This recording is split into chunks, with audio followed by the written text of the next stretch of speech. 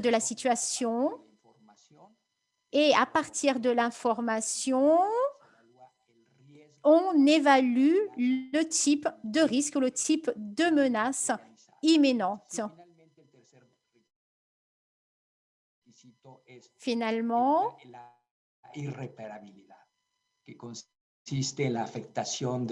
la faute est voir si ceci n'est pas susceptible d'avoir des effets négatifs.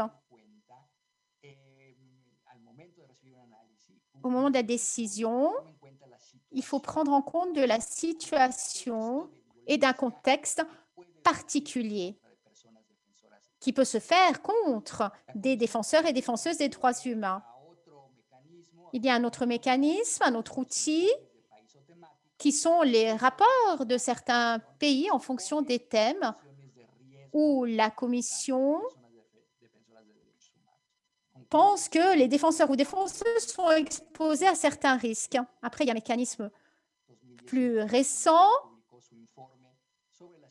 La Commission avait publié donc un rapport en ce qui concerne la situation des défenseurs et des défenseuses des droits de l'homme en Colombie.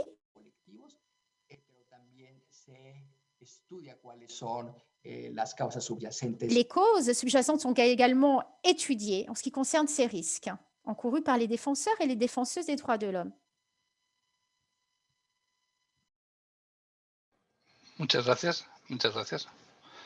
Paso la palabra Merci a Meredith. beaucoup. Je passe la parole à Meredith.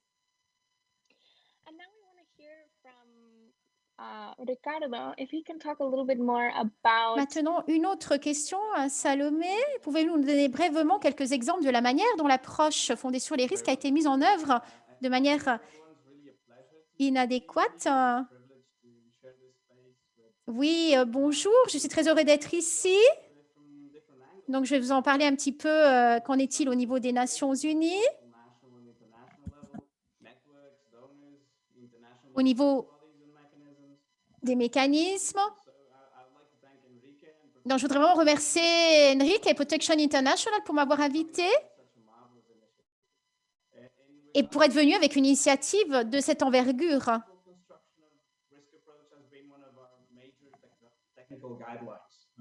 Donc, ces recommandations pour des normes de protection centrées sur les défenseurs et des défenseuses ont été pour nous un document de référence. Ceci nous aide à comprendre les risques des défenseurs et des défenseuses des droits de l'homme et de nous permettre également à construire une stratégie efficace pour rendre la situation plus sûre. D'autre part, ceci est devenu un guide pour donner une assistance à certaines institutions, pas seulement en ce qui concerne les mécanismes de protection, mais bien au-delà. Par exemple, sans la méthodologie basée sur les risques, les situations sont beaucoup plus difficiles à gérer. Ceci nous aide également à préparer un plan de défense. C'est un outil sur lequel nous pouvons nous appuyer pour l'élaborer.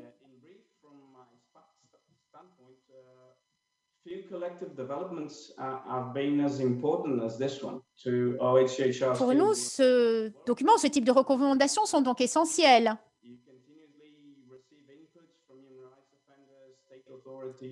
On collecte également des données de la part des défenseurs et défenseuses des droits de l'homme.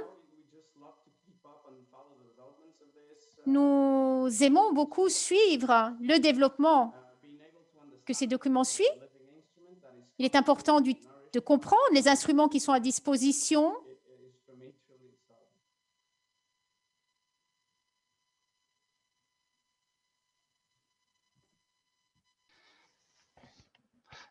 Muchas gracias, Ricardo. Perdón. Merci beaucoup, Ricardo. Désolée, je passe de l'espagnol à l'anglais. Je me sens plus à l'aise en parlant espagnol. Juste un petit commentaire assez bref. Je voulais vous rappeler qu'en bas, vous avez l'option pour choisir la traduction. Donc, il y a un globe. Merci d'y cliquer, de choisir la langue dans laquelle vous voulez écouter donc les interventions. there is a globe. Donc, je vous rappelle qu'il y a un globe en bas de l'écran. Je vous invite à y cliquer pour choisir la langue dans laquelle vous voulez écouter ce webinaire. Download the app, not working online with Zoom, but download the small app. Vous pouvez également télécharger la petite app. No veo, I don't see, sorry, into English again, sorry. I don't know whether our next panelist, Salome, from Kenya, has Est-ce que managed. l'intervenant Salomé est là? Je ne suis pas sûre qu'il se soit connecté, car nous aurions une question pour lui, mais je ne le vois pas. Can you please let us know? Salomé, si tu peux nous confirmer que tu es bien présent. I think I maybe see her in the Oui, je la vois, en fait. You can fill her in. But maybe in the meantime, we can, podemos proceder con la pregunta con On pourrait continuer avec une question pour Jorge du Mexique. Porque para Jorge la pregunta Pour Jorge, la question est la suivante. el mecanismo tiene uno de los más amplios. Le Mexique dispose d'un des mécanismes de protection les plus complets au monde actuellement en ce qui concerne la défense des défenseurs et défenseuses des droits de l'homme. Y la pregunta sería, Donc la question est Jorge, spécifique pour toi. Donc du point de vue du gouvernement, quels ont été les plus grands défis auxquels vous avez été confrontés dans la mise en œuvre de l'approche fondée sur les risques et qu'est-ce qui est fait pour continuer à l'améliorer? Ensuite, nous passerons à Salomé. Donc, Jorge, s'il peut répondre à cette question. Bonjour à tous. Merci beaucoup, Enrique, pour cette question. Je suis vraiment heureux de faire partie de cet espace. Je suis heureux de pouvoir saluer des amis et également des personnes, je vois des personnes que je connais déjà. Tel que vous le savez, le mécanisme pour la protection des défenseurs des droits de l'homme et des journalistes fait partie de la politique au Mexique.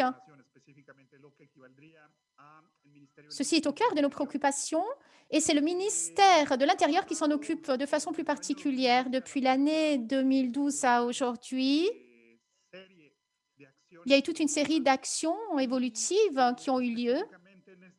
Et spécifiquement, en ce qui concerne ce dernier processus, on a eu pas mal d'inquiétudes en ce qui concerne les obligations de l'État mexicain pour garantir la protection des défenseurs et des défenseuses des droits de l'homme. Tout particulièrement, il y a un point très concret qui me vient à la tête en ce qui concerne l'accompagnement, justement, et l'identification des risques. Donc, pouvoir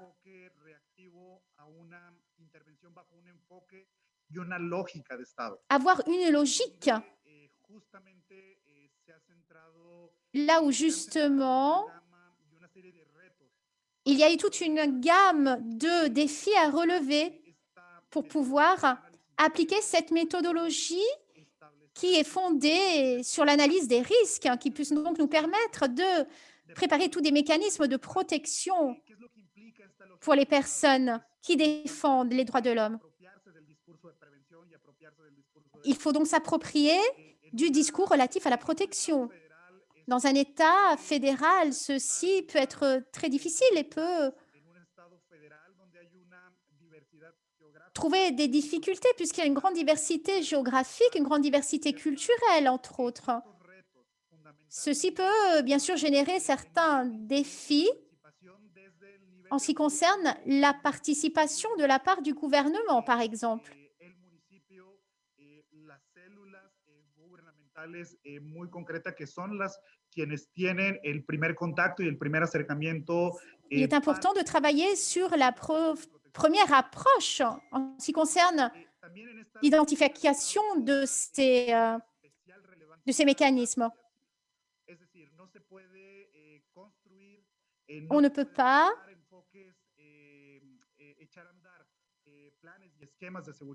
être efficace en ce qui concerne les plans pour défendre ces personnes sans qu'il y ait une construction et la participation de la société civile. Ceci est fondamental. La participation de la société civile s'est relevée essentielle au Mexique. Muchas gracias, Jorge. Okay. Merci beaucoup. And on that note, we want to bring in Salome, who is a woman human rights defender herself. She's been working principally in Kenya. So Salome, can you briefly tell us a few examples from your experience of how you've seen the risk approach implemented from the human rights defender perspective? Are there any stories that jump out that maybe have been a little bit off even from what your expectations were of how you think that protection should be implemented? First and foremost, thank you, PI, for this wonderful. Tout d'abord, merci PI, cette organisation merveilleuse. Ainsi, nous pouvons partager nos expériences sur l'approche d'analyse des risques et afin de pouvoir agir de façon efficace, il faut que nous soyons bien financés. Et donc, si l'argent ne nous sert pas pour faire une bonne analyse des risques, quand on cherche à protéger les droits de l'homme, alors il y a quelque chose à changer parce que c'est grâce à l'argent qu'on peut savoir s'il y a une personne qui peut contrôler le niveau de risque et de menace, s'il est en train d'augmenter ou pas, et de bien évaluer quelles sont les personnes qui sont à risque. Et ensuite, afin que cette analyse des risques soit efficace, il faut qu'il y ait toute une série de mécanismes de saisine. J'aimerais faire l'exemple dans le cas où l'agresseur était un État, par exemple, si la personne peut aller porter plainte, par exemple, à la police, si le policier en lui-même est un agresseur et que ce plaidoyant n'est lui-même pas accompagné, ceci pose problème. Donc, quand on doit porter plainte, par exemple, à une station de police, l'expérience est qu'à chaque fois qu'ils vont dans une station de police afin de se plaindre d'une violation de la part d'un agent de la police, généralement, ils subissent d'ultérieures violations des droits de l'homme. Et donc, dans cette situation, c'est qu'il faut soit que le défendeur soit accompagné par quelqu'un, ou bien qu'on puisse prendre le cas et qu'on puisse le suivre de la part du bureau. Mais si ceci n'a pas lieu, le niveau de menace ne s'abaisse pas et les personnes ne pourront pas être en mesure de gérer ni la situation ni les menaces, puisqu'ils risquent d'être sabotés par d'autres partenaires ou toute autre entité qui devrait être responsable de cette action. Et le deuxième problème, c'est que si dans le pays, il n'y a pas de politique ou de mécanisme pour protéger les défenseurs et les défenseuses des droits de l'homme, il continuera à y avoir des menaces parce qu'en fait, il n'y a aucun mécanisme ou politique en place qui vise à défendre un défenseur ou une défenseuse des droits de l'homme. Et ces aspects-là ont certainement un très grand impact sur l'analyse des risques. Merci. Thank you, Salome. Merci, Salomé. Perdón, vuelvo al español, perdón. Volviendo, Je reviens à l'espagnol. Une question pour Brian, assesseur spécial. Donc, pour les défenseurs et les défenseuses des droits de l'homme, nous sommes certains que tu connais l'application de l'approche du risque dans plusieurs contextes différents. Et d'après toi,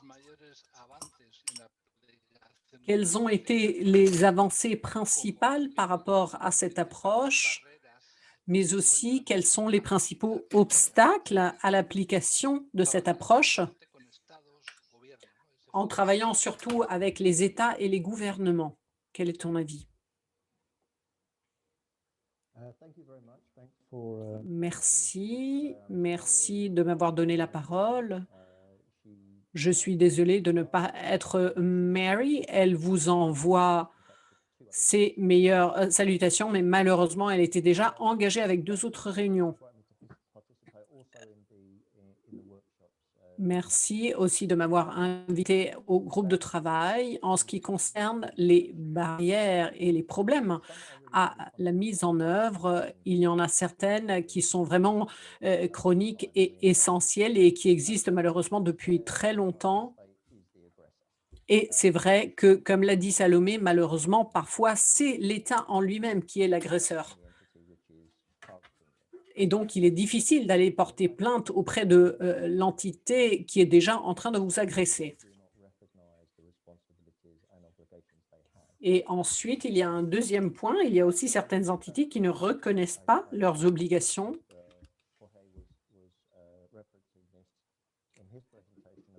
Dans sa présentation, José nous a parlé de l'efficience au niveau local. Et il y a beaucoup de personnes qui, en fait, ne connaissent pas leurs obligations et les protections auxquelles ils peuvent avoir droit. Mais à mon avis, très souvent, il s'agit d'un manque de volonté politique parce que généralement, il y a des mécanismes qui ont été établis, mais malheureusement, ils ne sont pas suffisamment financés. Et très souvent aussi, quand il y a des mécanismes de protection officiels, ils font ça de façon un peu réticente, on va dire, ou bien sous pression. Et au lieu de mettre en valeur le travail des défenseurs et défenseuses de droits de l'homme, ils font certaines choses parce qu'ils doivent le faire et pas parce qu'ils ont envie de les faire. Et donc, il y a un certain manque d'enthousiasme, on pourrait le définir. C'est vrai, toutefois, qu'il y a quelques progrès ci et là. Les États commencent à comprendre l'approche et le ciblage sur l'approche du risque et sur la protection des défenseurs et défenseuses des droits de l'homme, comme dans les Philippines, par exemple, en ce moment. Et les bénéfices de cette méthodologie, tout d'abord, on sait exactement où et quand et comment elle est appliquée, mais il y a aussi une influence plus informelle. Si on regarde il y a 20 ou 30 ans, même si les gens ne regardent que ce plan de protection spécifique, maintenant, il y a des conversations entre les défenseurs et défenseuses des droits de l'homme, les gouvernements, et il y a aussi une approche différenciée. Et maintenant, on en entend parler beaucoup plus par rapport à il y a 10 ou 15 ans, donc du contexte des défenseurs des droits de l'homme et ainsi de suite. Donc, ceci en soi-même est déjà un progrès.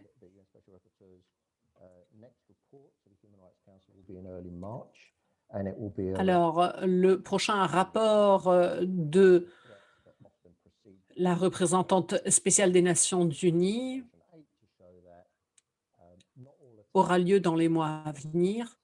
Mais on démontrera que toutes les attaques, malheureusement, ne sont pas signalées à l'avance.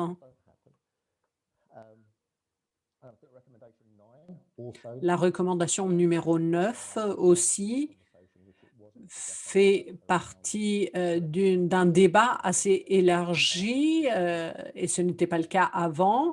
Et on parle de menaces collectives et je crois que la contribution de cette analyse est en train d'avoir une influence très positive sur toute une série de débats qui ont lieu sur les défenseurs et les défenseuses des droits humains et sur la façon aussi dont on interprète de façon spécifique cette méthodologie. Merci, Brian, et merci pour avoir souligné ces aspects. Et Protection internationale travaille sur ceci en particulier, c'est-à-dire chercher à élargir le ciblage plutôt qu'à le rétrécir. Et donc, pour en arriver aux recommandations en elles-mêmes, je vais passer la parole à Paula, qui va nous en dire plus de son point de vue. Qu'est-ce que ces recommandations signifient exactement pour les défenseurs des droits de l'homme et aussi Si quelqu'un veut intervenir en ce qui concerne tout le processus qui a été mis en place pour créer ces recommandations et toutes les consultations qui ont eu lieu. Tout d'abord, je passe la parole à Paula. Merci Meredith. Bonjour tout le monde, à tous et à toutes. Et au nom de mes camarades de plus de 3 organisations qui constituent l'espace CCE Mexique, c'est-à-dire l'espace OSC Mexique, et qui est aussi sous le leadership de Protection internationale. Et nous sommes très contents de l'actualisation de cette approche du risque 15 ans après, et la réalité sociale est devenue de plus en plus complexe.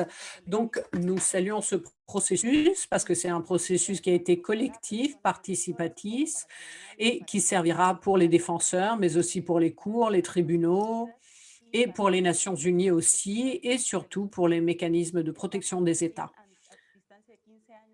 15 ans après, nous nous trouvons dans un scénario qui est extrêmement dynamisé. Il y a des dynamiques microcriminelles, macrocriminelles, il y a le crime organisé, il y a les violences sexistes qui ont augmenté, il y a de plus en plus de militarisation. Il y a une augmentation aussi de la mobilité humaine qui ne s'exprime pas que à travers les déplacements forcés et les migration, mais aussi le manque de promotion afin de promouvoir le droit à défendre les droits humains. Et nous estimons que ces outils sont des outils. Cet outil est un outil intégral dont tout le monde peut s'approprier parce que nous avons tous bâti quelque chose. Et cette approche aussi est extrêmement claire. Ce n'est pas une approche qui est faite pour les experts, mais elle se base sur les experts. Et ça nous semble aussi une très grande valeur ajoutée de cette actualisation, de cette approche qui est nécessaire dans des conditions où les défenseurs et les défenseuses assument des risques pour le travail qu'ils et elles font. Et c'est vrai que ça a été un processus participatif, transparent, méthodologique, avec des étapes à suivre et avec l'engagement des personnes qui l'ont dirigé, Meredith et beaucoup d'autres personnes qui ne sont pas présentes ici aujourd'hui, mais qui suivent de près la question et avec toutes les connaissances qu'ils ont accumulées au fil des années dans les différentes régions, ont pu approuver ces recommandations qui nous aideront sans doute à nous tous qui sommes en train d'aider les défenseurs et les défenseuses des droits de l'homme partout dans le monde. Thanks so much, Paula. Merci. Just to open it up if anyone else has any more comments. Alors, si quelqu'un d'autre a des commentaires à faire sur le processus de création de ces recommandations que nous avons établies ensemble.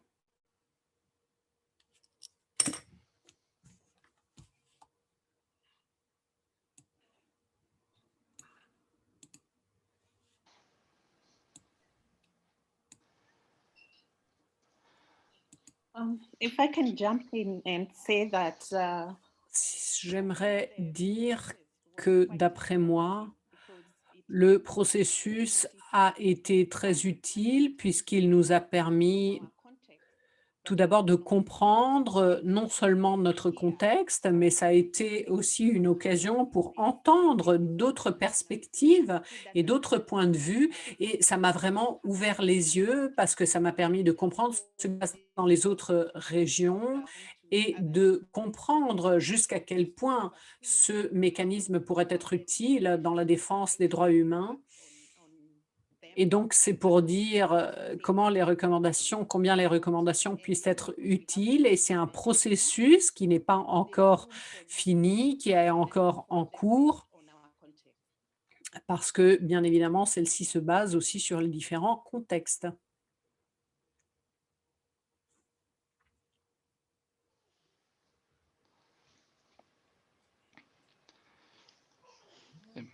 Muchas gracias, Salomé. Merci, Salomé. S'il n'y a pas d'autres commentaires sur le processus en lui-même, on peut continuer pour voir comment le résultat de ce processus, ces recommandations peuvent s'appuyer ou bien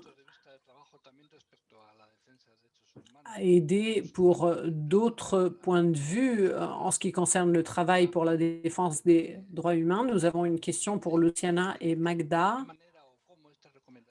Comment ces recommandations pourraient avoir une influence dans votre travail au quotidien sur la base des différentes approches? Luciana, est-ce que tu veux commencer peut-être et puis Magda, tu continueras? Merci, Kike. Comme disait Paola, ça a été un processus collectif, mais aussi très inclusif parce que, par exemple, on a cherché à garantir la participation de différentes langues. On a organisé des activités parallèles en anglais, en français, en espagnol. Il y a une interprétation simultanée. Ceci rend ce processus beaucoup plus inclusif et en même temps, c'est un processus qui a généré des débats à l'intérieur de nos organisations et qui a généré des réflexions. Et donc, vraiment, il y a eu un très grand travail qui a été fait. Donc, 60 personnes qui se mettent d'accord sur le mot à employer exactement. Donc, vraiment, je vous remercie beaucoup pour tout ça. Et pour en revenir à ta question, je crois que la plupart des activités mises en œuvre et qui sont en lien avec les défenseurs des droits de l'homme trouvent leur origine dans la recommandation numéro 7, puisqu'une analyse des risques doit identifier les agresseurs. Et dans la plupart des cas qu'on reçoit au secrétariat, l'un des agresseurs principaux, c'est toujours l'État, qui devrait au contraire avoir le rôle de protéger. Et ceci crée beaucoup de confiance dans les défenseurs et généralement, ils cherchent d'autres mécanismes d'appui qui généralement sont alimentés par la société civile et c'est là que nous en arrivons aux ONG en faisant des plans de protection, mais ces recommandations sont tout à fait pertinentes pour notre travail quotidien. Donc, à partir de l'action concrète, je crois que la recommandation 18 est absolument essentielle parce qu'on ne doit pas limiter les activités des défenseurs des droits de l'homme, mais on doit contribuer à éviter de nouvelles agressions. Donc, s'il y a une personne qui est réaffectées, ceci ne veut pas dire nécessairement qu'il faut qu'elles arrêtent de travailler. Il y en a certaines qui continuent à faire le travail de défenseur et d'autres pas. Donc, on pourrait, par exemple, accompagner et contrôler la personne afin qu'elle se dirige vers un mécanisme national, par exemple, de défense. Ou bien on pourrait mettre en œuvre des actions stratégiques pour renforcer l'interpellation aux États afin qu'ils respectent leurs engagements et qu'ils respectent les défenseurs des droits de l'homme. Et j'aimerais clôturer avec un exemple tiré du Shelter City, Costa Rica. Il y avait une personne qui avait été réaffectée de l'Honduras et elle a demandé un mécanisme national de protection en Honduras afin que ces mesures de protection ne concernent pas que cette personne, mais toute l'organisation. Et ça a marché, ça a été une grande victoire. C'est pour la première fois, donc ces mesures de protection ont été allouées à tout le groupe. Et donc, cette personne a pu s'éloigner de sa situation de risque, de danger, et elle a pu avoir une pensée plus stratégique sans devoir faire face à ces menaces quotidiennes. Et elle a pu donc élaborer une stratégie. Donc, encore une fois, un grand merci pour tout le travail que vous avez fait et pas seulement pour le document, mais aussi pour tout le processus que vous avez créé derrière.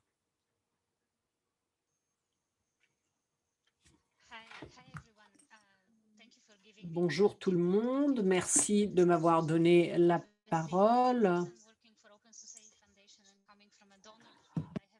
Je viens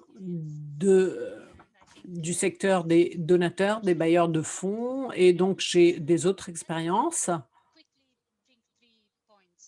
Alors, j'aimerais soulever 3 points très brièvement. Le premier, c'est que même si le document ne le cite pas de façon explicite, l'approche basée sur le risque devrait aussi conduire et guider l'action des donateurs, puisqu'ils peuvent bien évidemment choisir leurs partenaires et faire des analyses des risques.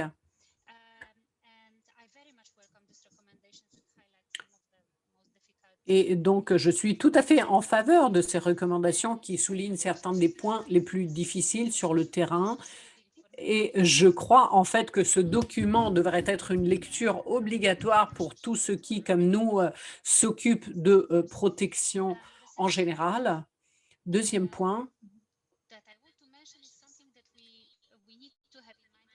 c'est un point à garder à l'esprit, surtout dans le cas des États autoritaires qui, pour plusieurs raisons, ne respectent pas leurs obligations et leurs engagements. Et l'une des questions dans le chat était parler du Venezuela. Et c'est, d'après moi, le plus grand défi que j'ai vu dans mon travail jusqu'au présent. C'est la recommandation 1 et 6 tout particulièrement. Et j'aimerais souligner encore une fois l'importance du financement des donateurs privés qui financent n'importe quelle protection de mécanismes alternatifs dans les cas où rien d'autre n'est possible. Et on voit ça dans toute une série de réseaux locaux, au Brésil, au Guatemala, en Afrique du Sud, mais aussi dans le travail de protection internationale, qui en fait remplace très souvent ce mécanisme. Et un autre point très important que j'aimerais soulever, c'est que c'est une approche intersectorielle.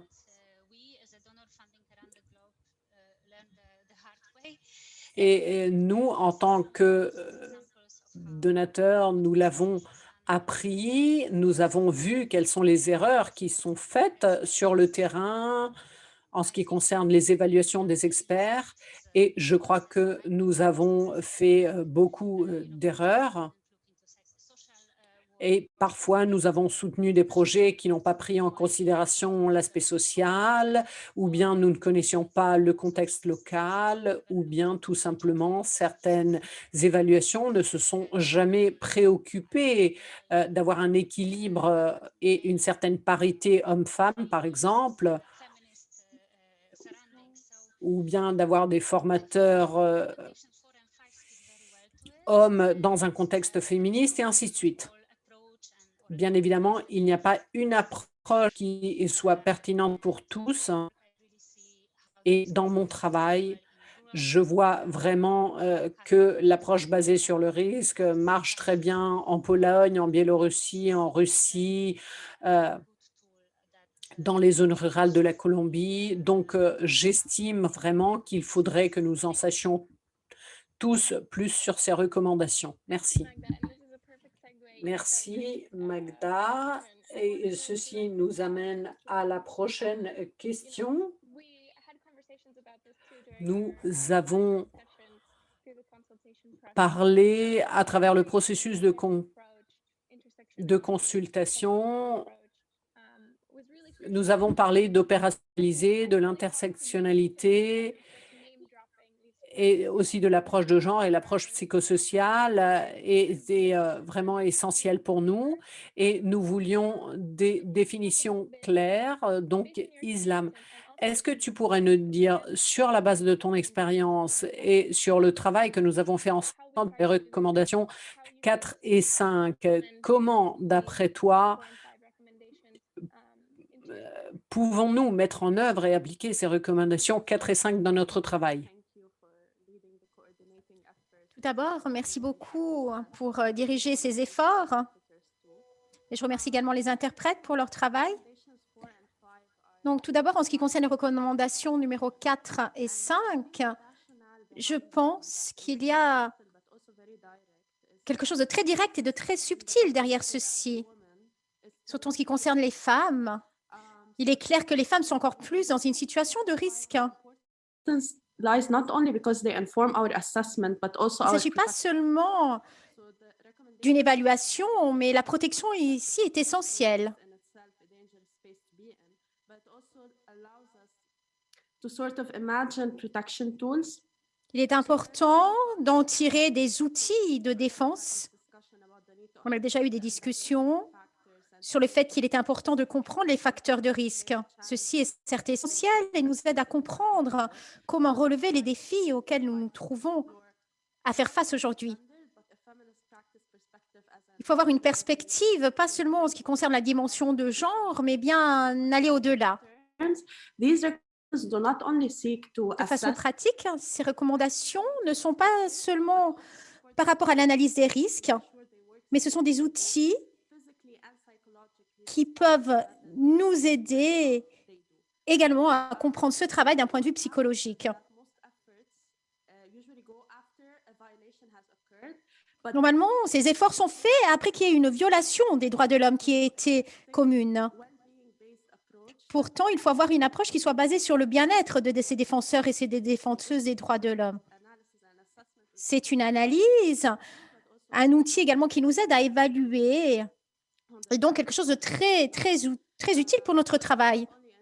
it does not only make sure that they are well informed of risk, but also they're well informed of measures and tools they can use to C'est un outil qui peut nous aider à bien comprendre les mesures à prendre aussi. Par rapport à ce que d'autres ont déjà dit, infrastructure is weak when it comes to la structure est certes essentielle au moment de défendre ces défenseurs et ces défenseuses de droits de l'homme, au moment de les aider. us that there are certain conditions that may hinder access when it comes to protection. Mais lorsqu'on parle de protection, que ce soit d'un point de vue de langage utilisé, que ce soit d'un point de vue des concepts à garder en tête, ces recommandations sont certes très utiles. Important to us, and this is what we have learned is that there are Parmi les choses qu'on a appris, sustainable and il y a certains outils qui ne sont pas soutenables. Et en regardant ces recommandations pour des normes de protection centrées sur les défenseurs et défenseuses, je pense vraiment que ça peut être quelque chose de très durable dans le temps. example is not always sustainable because if a WHRD does not gain certain Certains outils ne le sont pas.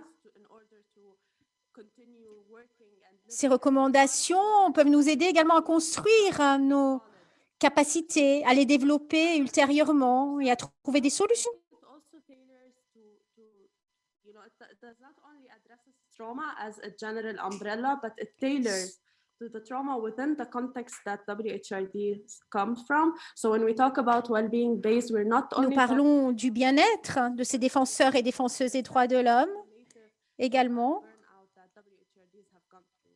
And this is to some the rationale behind these two Donc, il y a recommendations. toute une idée rationnelle qui se trouve derrière ces recommandations et je suis très contente du document auquel nous sommes arrivés aujourd'hui. Islam. Merci beaucoup, Islam, pour ton intervention. Now, there's a question for Salome. On a une question maintenant pour Salomé. Most of the experience around risk, analysis, risk approach come from Latin America. Not all of them, but many. Donc, beaucoup de ces risques viennent d'Amérique latine. From you, Donc, on voudrait savoir de toi, Salomé, how the logic of the risk approach might be implemented in the different situations. comment cette approche pourrait donc être appliquée, pourquoi pas en Afrique, donc dans des contextes différents, et quelles sont les étapes Better introduce the logic into à prendre make the risk approach useful. de façon à ce que ces normes de protection centrées sur les défenseurs et les défenseuses des droits de l'homme soient plus utiles. Merci beaucoup. Je voudrais d'abord faire référence à la recommandation numéro 1. If the state is to take the responsibility, then we must have a policy. Nous devons avoir une politique. Si on va d'un point de vue régional, il y a certains pays qui ont déjà des politiques en place pour protéger les défenseurs et les défenseuses des droits de l'homme. Donc, certains de ces politiques pourraient être adoptés et domestiqués, entre guillemets. As fast as possible. And this calls for working together as Ceci nous appelle à travailler ensemble human rights defenders avec les sociétés civiles, avec les défenseurs et défenseuses elles-mêmes, avec des agences, également des Nations des Nations Unies qui pourraient nous aider à éviter qu'il y ait des violations des droits de l'homme, car il est essentiel pour nous de protéger ces défenseurs et ces défenseuses des droits de l'homme. Lorsqu'on parle de violations, les gouvernements et les agences qui s'occupent des droits de l'homme doivent donc agir.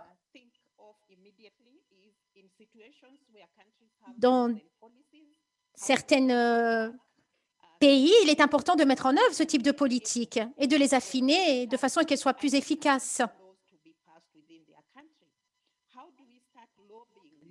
Comment commencer à faire des pressions sur les leaders, on peut se demander. Grâce à ces recommandations qu'on pourrait adopter, le travail de pression pourrait être plus facile. Il faut créer une prise de conscience pour les défenseurs eux-mêmes, pour les partenaires, pour commencer à analyser les risques d'une façon différente et pas de la façon dont nous opérions jusqu'à présent. Il faut trouver également des ressources importantes en ce qui concerne le travail de protection, par exemple. Il faut qu'il y ait une analyse des risques et adopter l'approche basée sur les risques de façon sérieuse. C'est un travail qui doit être fait de façon sérieuse. Il faut donc faire une évaluation du contexte de façon à anticiper qu'est-ce que pourraient être les risques encourus par ces défenseurs et défenseuses des droits de l'homme. Et continuer toujours à analyser ces risques. Les protéger, donc les aider à développer leurs capacités pour être plus protégés également. Il faut qu'il y ait donc une culture d'évaluation en ce qui concerne les risques auxquels ces défenseurs et défenseuses des droits de l'homme se trouvent à faire face. La solidarité est également essentielle pour nous.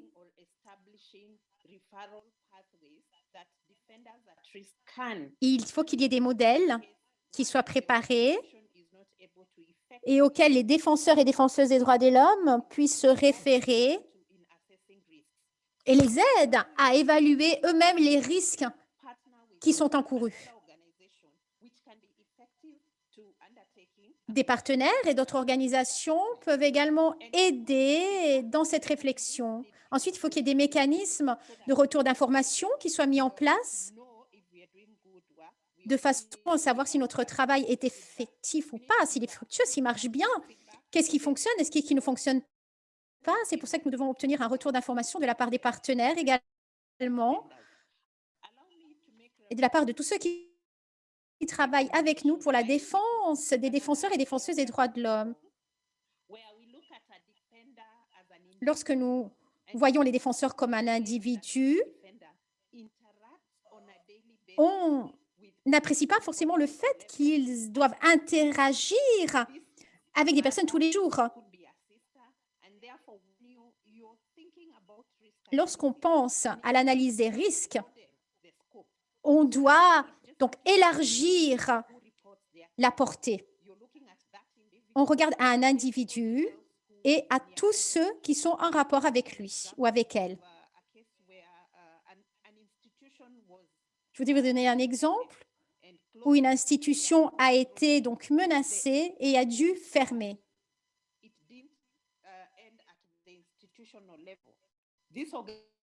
Ceci s'est passé d'une façon au niveau de l'institutionnel. Les employés venaient d'une famille et les membres de la famille ont été affectés de la même façon, bien qu'ils ne travaillaient pas pour cette organisation. Et c'est pour ça que la recommandation numéro 9, pour moi, doit être mise en œuvre dans ces cas-là.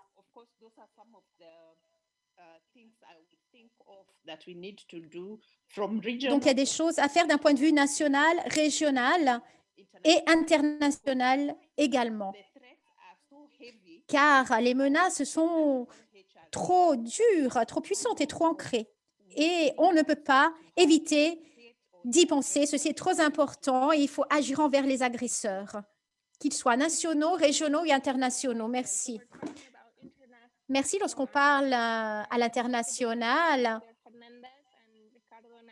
je pense à Ricardo et moi-même et on réfléchit comment est-ce que vous voyez les Nations humaines, les Nations Unies, pardon, quel est leur travail au niveau des interactions lorsqu'on parle des Nations Unies et comment voir ici donc cette approche par rapport aux Nations Unies. Et Joël, qu'est-ce que tu peux dire quelque chose? Oui, merci beaucoup. Ce que nous avons écouté jusqu'à présent est très important pour les États, surtout en ce qui concerne le renforcement de leurs mécanismes, des mécanismes donc nationaux, étatiques, dans le travail de défense des défenseurs et des défenseuses des droits de l'homme, mais également des journalistes. Mais également pour les États qui n'ont pas ce type de mécanisme pour qu'ils puissent développer des protocoles de protection apportés aux défenseurs et défenseuses des droits de l'homme avec cette vision, avec une vision d'analyse fondée sur les risques. La Commission, telle que vous le savez, a un rôle de complémentarité aux efforts nationaux. Mais même au sein de cette complémentarité, il y a le mandat de la Commission de pouvoir donner des possibilités de développement de capacités, de renforcement des capacités. La Commission s'est centrée sur le perfectionnement des mécanismes de protection des défenseurs et défenseuses des droits de l'homme au niveau national. Lorsque la Commission adopte une mesure de protection, celle-ci est adoptée sur la base des capacités de l'État à adopter les mesures de protection. Un exemple, par exemple, de cette coopération qu'a fait la Commission pour pouvoir appuyer les mécanismes nationaux et dans le travail qui a été fait avec Honduras en tant que suivi du rapport du pays qui avait été fait dans l'année 2019. Dans ce travail, il y a eu une assistance technique qui a été donc décidée et ceci était dû à la suite de recommandations qui étaient celles de renforcement des capacités en termes de mécanismes de protection des défenseurs et des défenseuses. Hélas, en cause de la pandémie, ce travail a été stoppé et on n'a pas pu l'avancer beaucoup. En ce qui concerne les outils d'appui, je voudrais mentionner de façon rapide le fait que la Commission a travaillé sur un guide pratique pour l'alignement des recommandations pour l'élaboration de plans de mitigation des risques encourus par les défenseurs et défenseuses des droits de l'homme. Ceci a des recommandations très spécifiques pour que les États puissent adopter des mesures de protection pour limiter les risques encourus par ces défenseurs et défenseuses des droits de l'homme. Par rapport à ce qui vient d'être dit, je voudrais vous parler de 4 aspects. Le premier, qu'on a accompagné directement les défenseurs, ceci à travers des collaborations. On a identifié des risques, le besoin d'être bien informé, qui a été mentionné par Islam également, est important pour nous. Il y a beaucoup de communication qui devrait être également fait, de même que des interventions, mais il faut également considérer des alternatives. Car dans de nombreux cas, il faut avoir des mesures efficaces. Il faut que des mesures soient mises en place de protection. Il y a 2 ans de cela, on a eu l'opportunité de travailler avec certaines communautés et on leur a appris à gérer leurs risques. Bien sûr, il est essentiel également de développer des collaborations.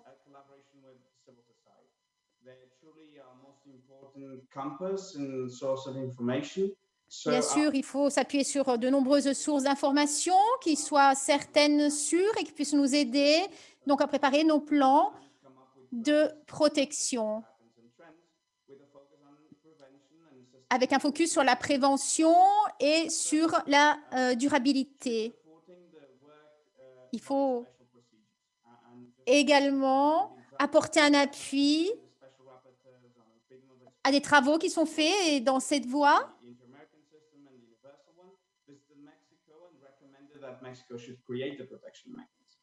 Le Mexique, par exemple, nous a recommandé de préparer davantage d'idées en ce qui concerne la protection de ces défenseurs et défenseuses des droits de l'homme. Il faut donc également anticiper les risques qui pourraient être encourus par ces défenseurs et défenseuses de droits de l'homme. Des mécanismes doivent être développés pour la société civile, mais également les gouvernements. On a eu des travaux directs avec des institutions pour avoir accès à leur assistance technique. On a fait cela dans différents pays. Il faut également promouvoir une approche basée sur l'identification des risques pour assurer une meilleure défense, une meilleure protection des défenseurs et défenseuses des droits de l'homme. On a également formé des personnes qui s'occupent justement de la protection de ces défenseurs et défenseuses des droits de l'homme. Des lignes directrices ont également été élaborées. Un manuel, par exemple, a été élaboré. Et ceci a été le résultat de différents efforts de la part de la société civile et des Nations Unies. Perfect. Thank you so much. And now Merci beaucoup. all-encompassing question. This is for all of the panelists. Et maintenant, on va voir une dernière session qui concerne tous les intervenants, en fait. Donc, la question est la suivante. On va commencer avec Magda, après on pourra passer la parole à Jorge, Brian. Donc, la question est la suivante. En une phrase ou moins, que pensez-vous qu'il faille faire pour que ces recommandations prennent une forme tangible dans la vie réelle? Ouh, c'est difficile, hein? Quelle tâche difficile. Je vais le faire en 1 minute, mais pas en une phrase. Je voudrais prendre des exemples. Dans les bailleurs de fonds est en train de voir où investir dans certains pays où vraiment les défenseurs et défenseuses des droits de l'homme étaient à risque. Des pays comme l'Hongrie ou dans l'Europe de l'Est, voilà à quoi je pense. Et en pensant à ceci,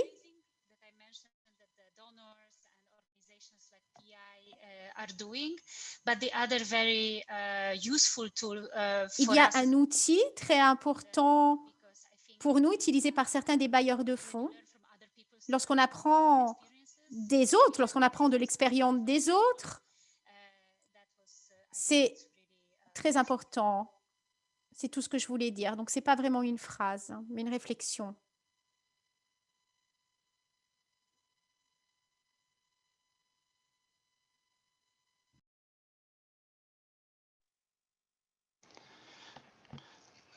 Disculpas porque perdí la última parte de... Désolée, j'ai perdu. La dernière chose que tu as dit, un problème du son dans Meredith. Est-ce qu'on passe à quelque chose de plus ample directement? Je n'ai pas trop compris comment on s'organise.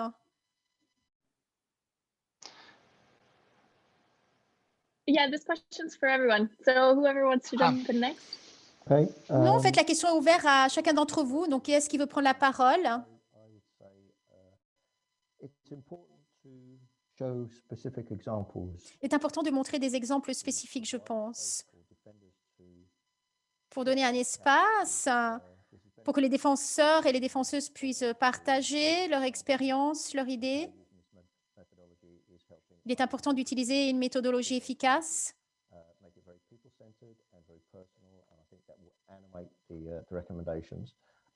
Il est essentiel de mettre en œuvre les recommandations en s'appuyant sur des expériences réelles.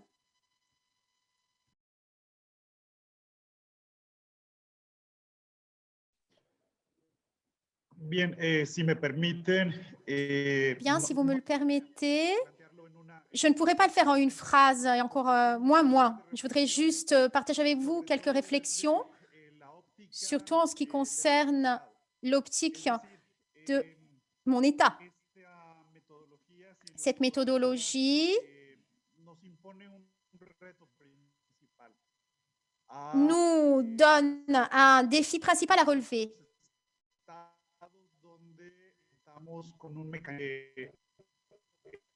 La première chose que l'État doit faire est établir une ligne directe avec la société civile, avec les personnes qui s'occupent des droits de l'homme.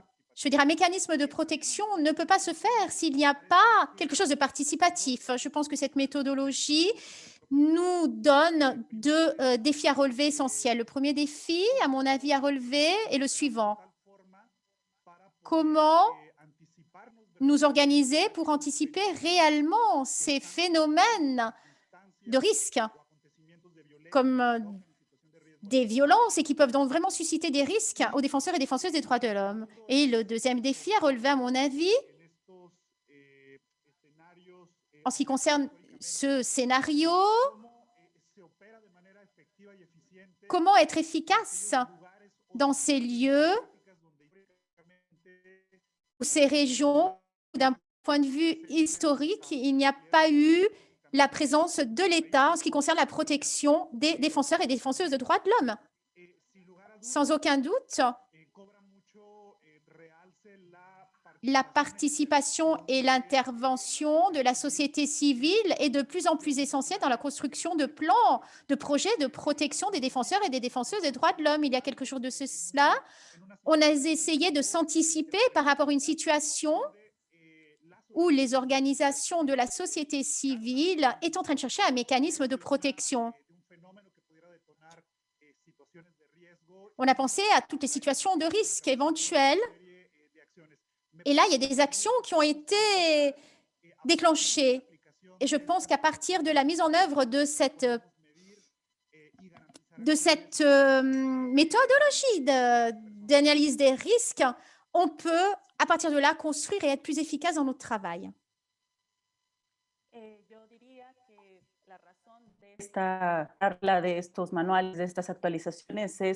Je crois que la raison de ces débats, c'est vraiment d'interpeller les États. Donc, et je crois que c'est la façon dont ces recommandations se puissent appliquer. C'est vraiment une question de volonté politique qui se traduiront dans des moyens de protection qui sont faites aussi à travers le suivi, le contrôle et la mise en œuvre de ces recommandations, parce que sinon, on reste à la case départ. Et donc, je crois que sans volonté politique, quoique les recommandations puissent être participatives et collectives, elles ne vont pas fonctionner, elles ne vont pas garantir, en fait, de droits réels. Alors, pour faire un résumé de tout ce qui a été dit, excuse-moi, Salomé, vas-y. Je crois qu'il faut que nous agissions de façon différente. Maintenant, nous avons les recommandations et il faut qu'on continue à engager d'autres parties prenantes, d'autres défendeurs, afin de voir comment donner vie à ces recommandations. Et il faut qu'on continue à alimenter ce débat, cette discussion. Il ne faut pas que ça s'achève avec ce webinaire. Nous en sommes qu'au début. Il faut commencer à parler les uns avec les autres afin qu'on puisse être en ligne avec les choses qui sont en train de changer. Et dans notre région, on dit que notre gouvernement se copient les uns les autres. Comme ça, on sait que ce qui se passe dans un pays probablement aura lieu aussi au Kenya. Et je crois qu'avec les recommandations, nous avons la responsabilité de changer le récit et d'aider les défenseurs des droits de l'homme et d'aider à l'application et la mise en œuvre de ces recommandations et leur emploi, donc pour défendre notre travail.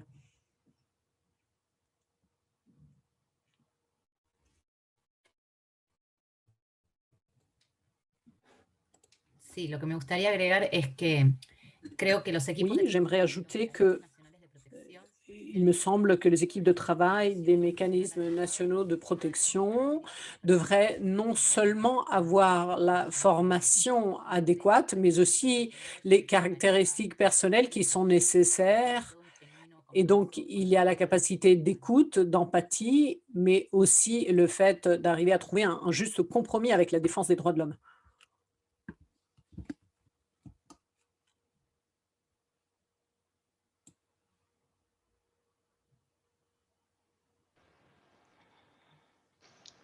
Mr. Hernandez, if you want to jump in. Est-ce que quelqu'un d'autre souhaite intervenir? Oui, très brièvement, j'aimerais dire que d'après moi, afin que les recommandations prennent une forme tangible dans la vie quotidienne, il est essentiel que les États aillent vers des politiques uniques, amples et intégrales qui cherchent à éradiquer les causes profondes et les origines des menaces ou des risques, et non seulement qu'on réponde aux situations conjoncturelles et donc pas seulement agir de façon réactive, mais aussi créer des politiques publiques qui soient amples et intégrales. Bien évidemment, c'est une énorme tâche. Ça n'est pas facile pour les États de la mettre en œuvre, et surtout en ce qui concerne l'application, parce que les contextes sont très différents, mais il est important que ce soit un bon propos à avoir afin d'avancer dans l'élaboration de ces politiques.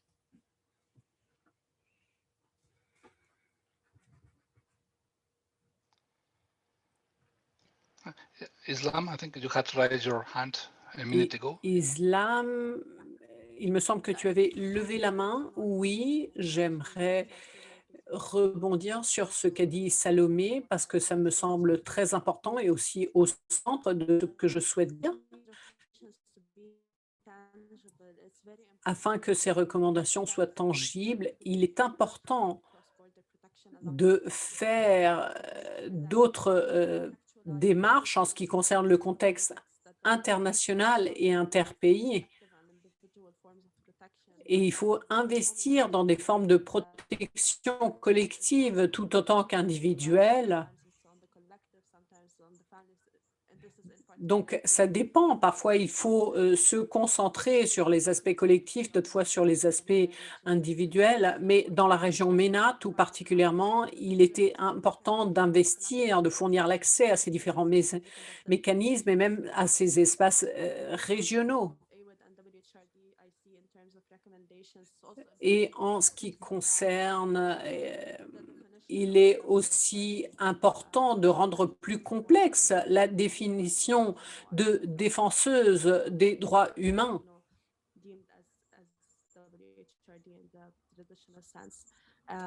Afin qu'elle ne soit pas limitée à un sens plus traditionnel. Je crois que ça aussi, c'est extrêmement important. Et il est vraiment important de lancer un dialogue entre nous, une discussion, et je vois déjà qu'il y a beaucoup de personnes qui sont intéressées et je pense que c'est justement sur cet aspect-là qu'il faudrait investir le plus.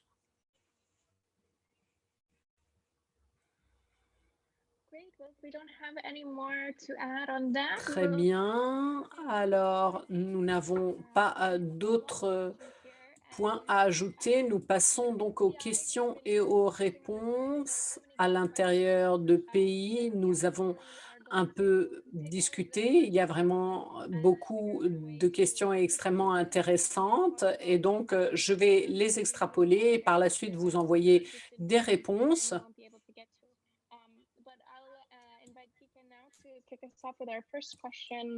Alors, j'invite maintenant Kike à faire la première question pour nos panélistes.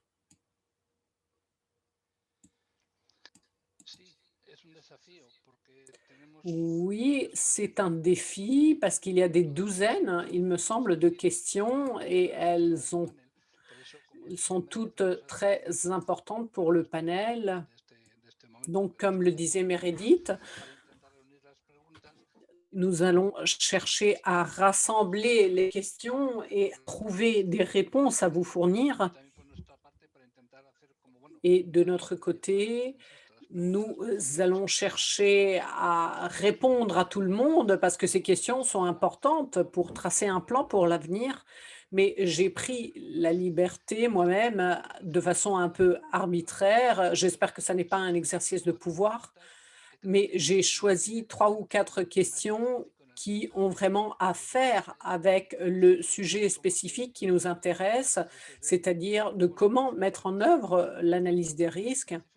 Ce sont des questions extrêmement spécifiques, mais à mon humble avis, il me semble que dans notre panel, nous avons des personnes qui sont tout à fait en mesure de répondre à ces questions. Et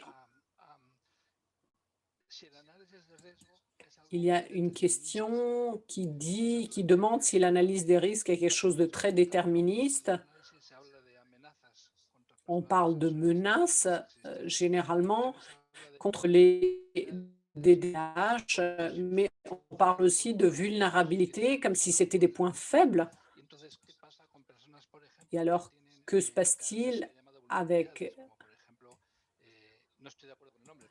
les personnes que l'on définit vulnérables parce que, par exemple, ce sont des femmes ou bien parce que si elles ont des tendances sexuelles qui sont contraires à la majorité des personnes. Alors, comment analyser ces conditions de vulnérabilité? Et j'adresse cette question à Islam. Est-ce que l'analyse des risques est déterministe ou pas, ou est-elle capable d'inclure ces différentes conditions qui peuvent porter à des discriminations ou bien à la défense de certains droits de l'homme? I think, yeah, so thank you. I saw this question. Merci. J'ai vu cette question et je l'ai trouvée très intéressante et aussi semblable à ceux dont on a parlé dans nos réunions. Et il me semble que la recommandation 3 et 5 répondent de façon très pertinente. Généralement, l'analyse des risques, si elle n'est pas holistique et elle n'est pas compréhensive, réduit les personnes sans tenir compte de leur contexte, de leur travail. Mais dans ce cas-là, j'ai l'impression que le contexte, The kind of work that the HRD or WHRD are doing. mais So aussi tout le travail qui est fait par les défenseuses des droits de l'homme. Donc, ça ne veut pas dire que ça réduit, mais en tous les cas, ça n'est pas une approche holistique, puisqu'en fait, c'est tout à fait un ciblage particulier. Et il faut chercher un peu à combattre ces analyses qui, d'après moi, limitent l'analyse des risques. Merci. Y a-t-il d'autres questions qui concernent a cómo hacer cuando en un país hay diferentes posibles. O sea, una quoi recomendación se refiere a que el análisis Pardon, de riesgo une recommandation dit que l'analyse des risques doit identifier autant que possible les agresseurs ou les agresseurs potentiels contre des défenseurs et des défenseuses. Et la question, c'est comment faire quand il y a plusieurs agresseurs possibles qui probablement créent des menaces contre ces défenseurs et défenseuses et comment procéder dans ce cas-là. Et cette question, je voulais la poser à Jorge Ruiz, mais il y a aussi d'autres questions sur ce point-là. Mais pendant ce temps, je pose cette question-là à Jorge. Oui, merci Enrique. Dans ce processus d'accompagnement de la part de Protection internationale, la construction de la méthodologie pour la mettre en œuvre à partir du mécanisme mexicain.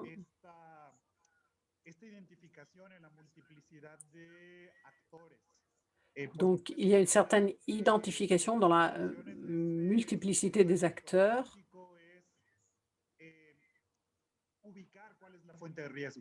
y la fuente Donc, la méthodologie, c'est de cibler quelle est la source de risque et la source de risque, elle est toujours associée aux personnes qui ont l'intention consumar las agresiones en contra de los de faire ces agressions derechos humanos.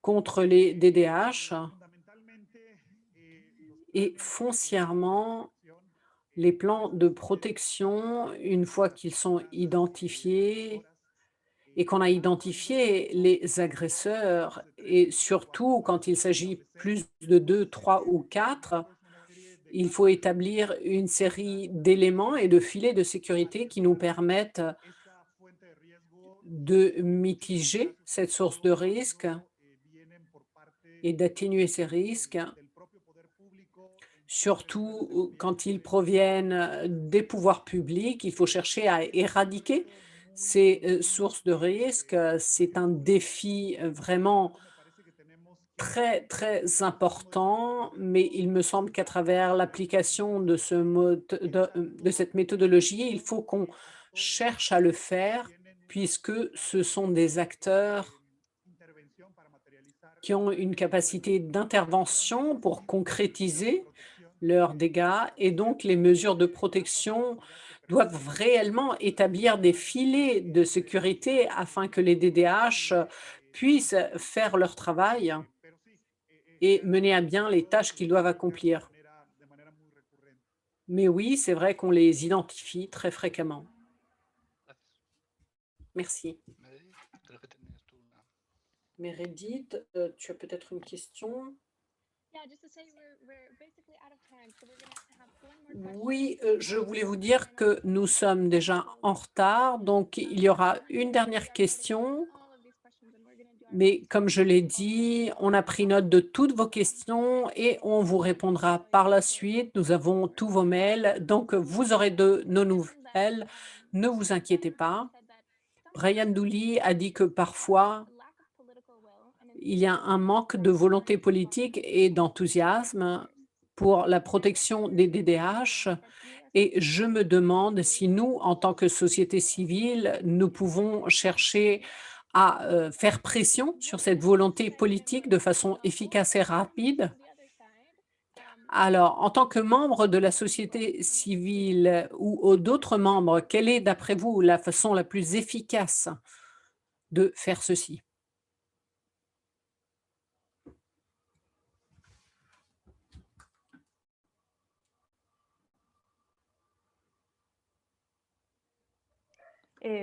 Desde el espacio SC es lo que impulsaron Depuis l'Espatio OSC, c'est chercher à mener à bien une politique fédérale et c'est ce qui nous a mus depuis 2008. Le dialogue a été constant. Les examens de différents documents, les réunions avec les gens du mécanisme de la société civile, il y a tout un travail d'accompagnement, mais il y a aussi une bonne disposition du gouvernement. Avec certains gouvernements, on peut atteindre plus d'objectifs qu'avec d'autres, mais il faut vraiment chercher à créer un dialogue constant et avoir aussi une reddition des comptes sur les processus des politiques publiques et sur la mise en œuvre de ces politiques. Et c'est là qu'on peut créer un chemin pour participer à ces processus qui, en fait, visent à protéger les DDH. Si vous voulez bien, j'aimerais intervenir sur ce qu'a dit Paula. Et l'un des exemples qui a eu le plus de succès, c'est quand la société civile et les DDH s'unissent et on envoie des demandes structurées, consensuelles de la part des différents acteurs. Et bien évidemment, il n'y a aucune garantie de succès, mais cette pression collective a été l'un des meilleurs exemples pour faire pression aussi sur nous, les mécanismes internationaux, afin de rebondir sur ces demandes. Muchas gracias. Merci. Tenemos que cerrar. Se nos quedan Il faut que nous concluons. Alors, nous avons encore des dizaines de questions très importantes dans le chat. Nous allons chercher à répondre le plus possible par mail parce qu'il est important, ces questions sont importantes. Et c'est en se basant sur ces questions, ces réponses et ces réflexions communes que nous avons été en mesure de bâtir ces recommandations. Il y a encore plusieurs étapes importantes à faire. Parce que nous sommes en train de parler d'analyse des risques, mais ce sont aussi des recommandations sur des plans de protection. Et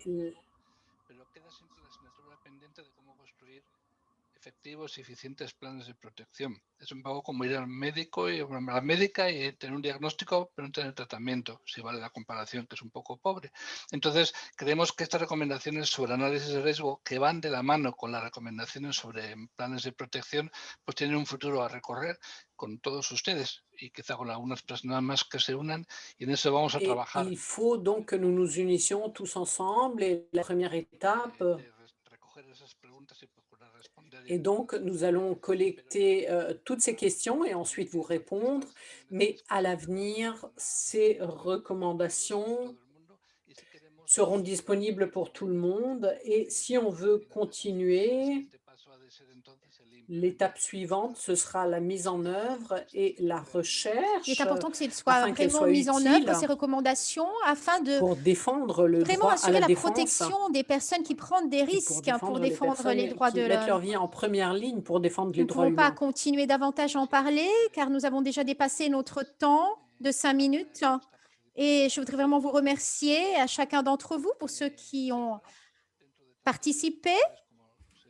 Donc, malgré toutes les difficultés auxquelles nous devons faire face dans le domaine des droits de l'homme, nous sommes vraiment heureux de vous voir tous ici, unis. J'espère que nous continuerons à travailler autour des problématiques liées à la protection des défenseurs et des défenseuses des droits de l'homme. Et je remercie les experts qui nous ont accompagnés lors de cette réunion. Et bien sûr, je vous remercie. Je remercie chacun d'entre vous pour avoir participé à cette session et je vous invite à continuer à avancer dans ce sens. Et nous remercions également les traducteurs pour leur participation efficace. Merci à tous et à toutes. Nous nous voyons bientôt, mais pour le moment, virtuellement. Merci encore à tous pour votre participation. Yes, thank you very much. And just a quick shout out to all of those who participated in the consultation. These recommendations wouldn't be what they are without everyone's time and energy in putting this together. So it really was a big team effort. So thank you everyone and thank you to our panelists. This was a great. Merci à nouveau à nos intervenants. Merci à tous pour votre participation et à très bientôt. Au revoir.